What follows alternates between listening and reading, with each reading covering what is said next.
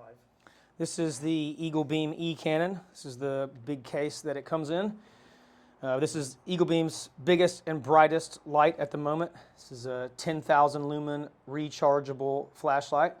The functions here are pretty simple. It's got a few different modes. The first one is a double click feature to prevent it from coming on accidentally. So you double click, turn the light on.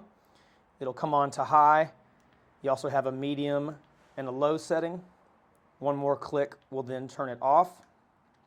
There's a fourth mode on this, which is a turbo. So what you do is once your light is on, if you hold the button down for 2 seconds, it'll do the brightest turbo setting. That turbo setting lasts for 30 seconds.